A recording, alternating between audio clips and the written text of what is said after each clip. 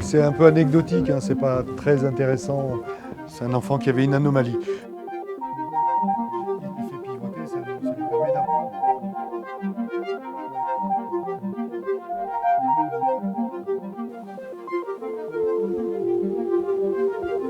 Sympa ce truc. J'aime beaucoup. Oh, vous êtes là? Bonjour. Si comme moi, vous aimez franchir les clôtures des lieux hyper sécurisés, si comme moi, vous vous posez des questions à la con, vous êtes au bon endroit. Bienvenue dans LA Confidentiel, la série qui explore les lieux interdits de Loire-Atlantique.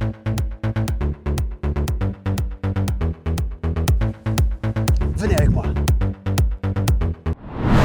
Dans le nord-est de Nantes, il y a des zones industrielles vraiment affreuses. Il y a moi, bien sûr, en train de marcher au milieu de la route comme si de rien n'était. Et puis, il y a la réserve. La réserve du Muséum d'histoire naturelle de Nantes. Mon instinct de chasseur m'a poussé à goûter l'eau de pluie. Ça doit être là. Allez, venez, ça doit être par là. Ça flotte à fond. Ici, c'est électrifié. J'espère qu'on va pas se bouffer une châtaigne. Le vigile nous a demandé de déposer nos cartes d'identité et puis je me suis retrouvé devant une porte coulissante gigantesque. Suivez-moi. On a rencontré Luc dans un grand couloir XXL digne d'un film de SF. Je lui ai posé une première question un peu nulle. Est-ce que vous êtes tout seul ici? Est-ce que vous êtes le gardien du musée? Non, je suis pas tout seul, heureusement. On s'ennuierait un peu. Il nous a appris que plus d'1 million d'objets étaient stockés dans ce bâtiment confidentiel. Luc, Oui. Pourquoi est-ce que ce site est aussi sécurisé? Tout simplement pour la bonne raison que toutes les collections de la ville de Nantes, qui concernent le musée d'art et le muséum, sont regroupées au même endroit. Donc comme tout le patrimoine est au même endroit, il faut avoir des bonnes conditions de sécurité pour éviter qu'il y ait des gens qui aient envie de s'emparer du patrimoine de la ville. Luc n'a rien du vieux scientifique fou qui vit en ermite au milieu de ses animaux empaillés. Il gère une petite équipe de chercheurs spécialisés dans des domaines particuliers. D'ailleurs, on en a croisé un, Eric, devant des collections qui m'ont donné vraiment faim. Tiens, là je vois, il y a des cacahuètes, j'ai un peu les crocs. Est-ce que je peux en taper un peu dedans? Alors, elles sont quand même très anciennes ces cacahuètes. Très pédagogue, Eric nous a expliqué l'immense chantier qui attend les chercheurs. Très gros du travail qui reste à venir, c'est de prendre tout en photo. D'accord. C'est-à-dire que ça a été inventorié, il y a un numéro d'inventaire, c'est rentré sur la base, mais maintenant il faut qu'on prenne les clichés. D'accord. Parce que le but de tout ça, c'est que tout le monde puisse avoir accès à ces collections-là. Au fil de notre visite, je me suis demandé comment ces millions d'objets se sont retrouvés ici. Les bêtes naturalisées ont-elles été braconnées par les collègues de Luc? Est-ce que vous allez vous-même chasser dans la forêt pour, Non. Donc il y a les lois de protection de la nature, maintenant la Convention de Washington.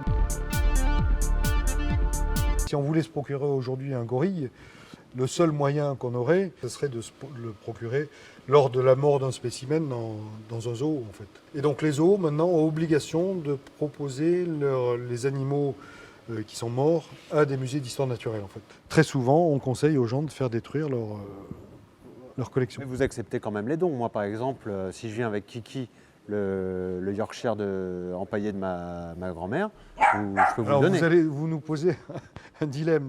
On ne veut pas vous décevoir, mais en fait, il faut qu'elles aient des caractéristiques muséographiques. C'était un très beau Yorkshire. Oui, mais il est très beau pour vous, mais il n'a aucun intérêt, a priori, pour le musée.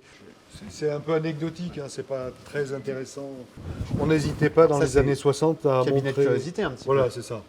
Aujourd'hui, on ne le montre plus, c'est sorti des présentations permanentes parce que c'est mettre en avant une anomalie humaine qui n'est pas forcément sympathique. Pas représentative du c'est reste ça. de l'espèce. Oui, non, tout à fait.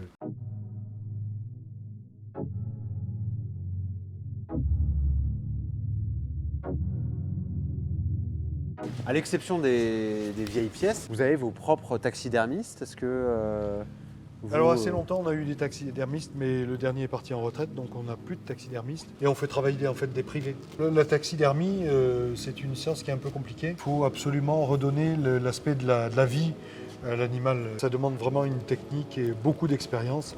On a un zèbre là-bas qui est très mal naturalisé et c'est ridicule qu'on ne peut pas le présenter. Ah, vous avez un zèbre ridicule. Oui. Est-ce qu'on peut le voir? Oui, tout à fait.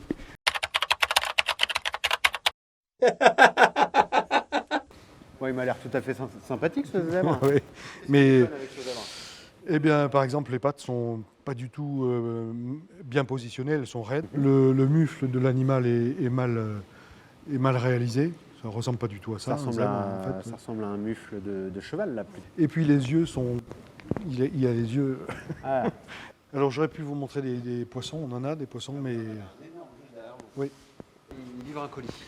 qu'est-ce Non, que c'est que cette bête-là? Ça, c'est une protection. En fait, ça, c'est un poisson-lune. C'est le seul poisson qui ne sait pas nager. Donc, c'est le poisson idiot. En fait, le poisson-lune passe le plus clair de son temps reposé à la surface, à l'horizontale, en fait. D'accord. Donc, il se laisse entraîner la par les planche, quoi. courants. Il fait la planche. Il fait la En fait, c'est le seul poisson qui nage pas, en gros, quoi. Génial. À une époque, pour conserver les collections, les scientifiques ne lésinaient pas sur l'emploi de produits chimiques. Certaines collections, comme les animaux naturalisés ou la botanique, à une période, on utilisait énormément d'arsenic. Donc il faut par contre faire attention. Donc on met généralement des gants. Quand vous voulez la tête des gants après, parce qu'il y a énormément de poussière, vous êtes quasiment certain qu'il y a un petit peu d'arsenic dessus. Ils s'en servaient pourquoi l'arsenic? Eh ben, pour protéger des insectes. D'accord. Voilà, ça évitait justement que les insectes viennent manger les plantes ou même le papier, hein. Parce que juste une plante sèche, ça peut être une très bonne nourriture pour certains insectes spécialisés. De la même manière, quand Luc vous parlait de l'environnement qui était contrôlé dans les réserves, mais les contrôler pourquoi? C'est tout simplement pour éviter l'attaque de l'humidité, qui va faire des auréoles notamment sur le papier, mais également les champignons. Si jamais on a une température qui est beaucoup trop haute avec beaucoup d'humidité, apparition des champignons. Et maintenant, suivez-nous dans le monde étrange et merveilleux des animaux mal formés. Beaucoup de muséums ont ce genre de choses. On est dans l'espace tératologique. Et tératologie, ça veut dire étude des malformations. Et plus vulgairement, on dit ça, c'est l'étude des monstres. Et donc, on a des spécimens qui sont parfois très étranges, hein. On a regardé ce petit porcelet, enfin ces porcelets, on ne sait pas trop dire. Est-ce qu'il y a un ou deux spécimens? Il y a une tête et deux corps. Là, on a un spécimen qui est très particulier avec un veau où il a les côtes qui sont fusionnées, les vertèbres qui sont fusionnées et il n'a pas de patte avant. Et c'est une armure de squelette, quoi. Presque là. Et on voit qu'ici, il avait en fait une espèce de bec de lièvre mais qui remontait jusqu'en haut du museau.